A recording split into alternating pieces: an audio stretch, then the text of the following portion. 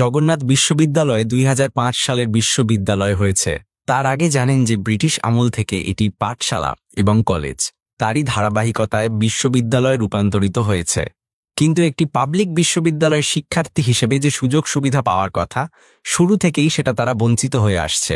এবং এই দাবিগুলো তারা শুধু এবছরই না, প্রতিষ্ঠার পর থেকেই বারবার উত্থাপন করেছে। অনেক আন্দোলনও এটা নিয়ে হয়েছে। কিন্তু সরকার বারবারই আশ্বাস দেয়, কাজটা খুব বেশি অগ্রগতি হয় না।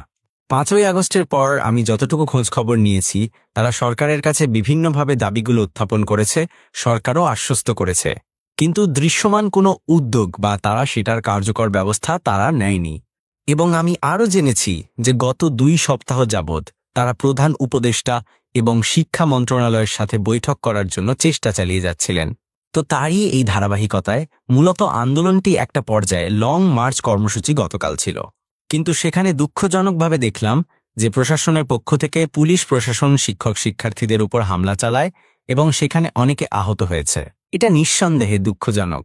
আমরা ছাত্র শিবিরের জায়গা থেকে এটার নিন্দা জানাচ্ছি এবং আশা করব যারা এই হামলার সাথে জড়িত ছিল তারা আসলে কেন হামলাটা করেছে, এটা কি সরকারের নির্দেশে করেছে নাকি অতি উৎসাহী হয়ে করেছে, এই তদন্ত সরকার করবেন। এবং পাশাপাশি শিক্ষার্থীদের এই ন্যায্য দাবির সাথে ছাত্র শিবির একমত পোষণ করছি। শুধু এই দাবিই না, আমরা যে কোনো শিক্ষার্থীদের যৌক্তিক ও ন্যায্য দাবিতে সবসময় সাপোর্ট করি এবং পাশে থাকার চেষ্টা করি। সেক্ষেত্রে সরকারের প্রতি আহ্বান থাকবে দ্রুত সময়ে তাদের এই দাবিগুলো তারা মেনে নেবেন।